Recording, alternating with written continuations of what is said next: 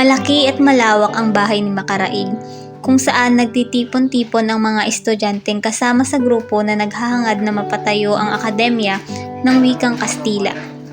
Unti-unting dumating ang mga kilalang mag-aaral na sina Sandoval, ang estudyanteng magaling bumigkas, si Isagani, ang makata, si Pekson na puro pag-aalinlangan, at si Pelaez, anak ng isang Kastilang mangangalakal. Hinihintay na lamang nila si Makaraig upang ibalita sa kanila ang tungkol sa akademya. Sinisigurado ko na magkatagumpay ang ating panukala dahil isa ako sa nagtatag nito at siyang bumuo ng kilusan na ito. Huwag ka nang umasa na magiging positibo ang resulta ng petisyon. Aba, kung sakaling di magtagumpay ang ating petisyon, huwag niyo ako isangkot dyan. Napaka-negatibo ng iyong pag-iisip, Pekson.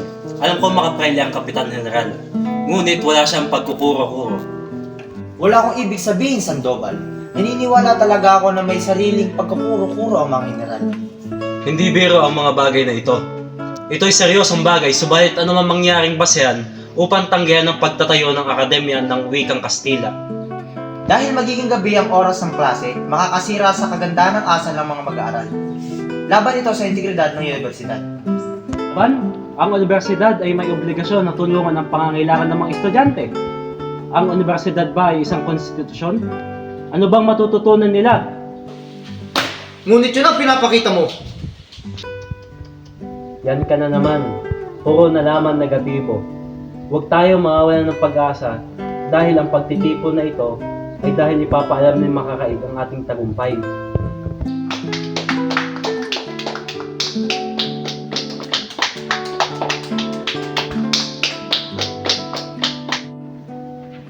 Ipagpatuloy natin ito mga Ginoo at ako, si Juanito Pelaez, ang gumawa ng unang hakbang. Magaling. Subalit ang Kapitan General, paano kung hindi siya sumang-ayaw na pahintulutan tayo? Eddie ano? E di sa kabila ng mga papel at artikulo na kung saan ay kanilang inilalabas ang mga hangarin na matuto, kayo'y lumalabas na kayo'y hinaharangan at ipinagkakait ngayon.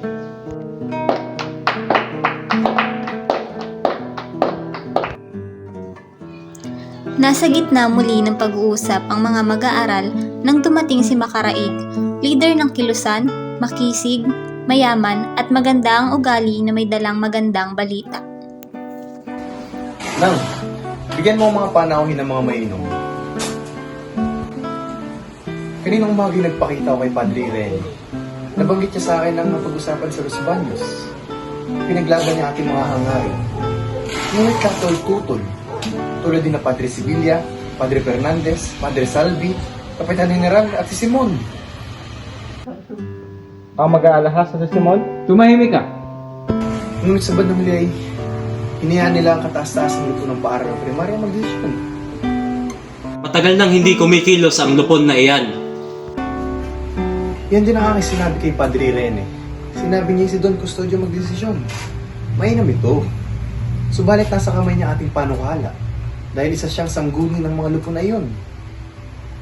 At kung hindi sumang-ayon si Don Custodio sa ating desisyon?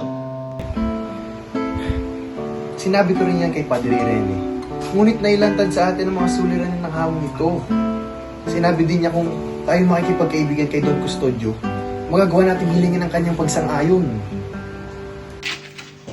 Sa paanong paraan tayo makikipagkilala sa kanya?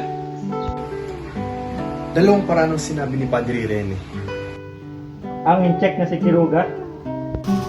Ang mananayaw na si Pepay, Tama, si Pepay. Ako na mismo ang pupunta sa kanya. Swerte na lamang at kaibigan ko siya. Tingnan natin ang ibang paraan kasi parang sobra naman kung aabalahin natin ng iisang babae. Maaari naman natin kausapin si Ginoong Pasta. Bugadong tagapagpayo ni Don Custodio. Siya nga, si Ginoong Pasta.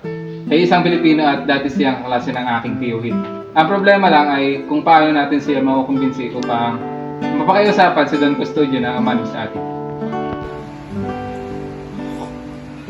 hindi ba may kalaguyo sa Ginoong Pasta?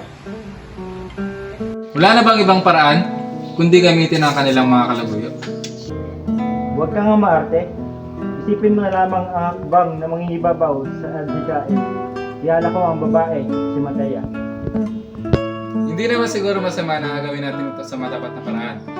Ako kakausap kay Ginoong Pasta. Kung hindi natin makamit, ay saka natin gawin ang inyong mga ninanais. Tama si Isagani. Hintayin na lang natin ang pakikipag-usap niya kay Ginoong Pasta. Sumang-ayon ang lahat sa gustong mangyari ni Isagani at napagkasundoan na siya ang kakausap kay Ginoong Pasta sa araw na iyon.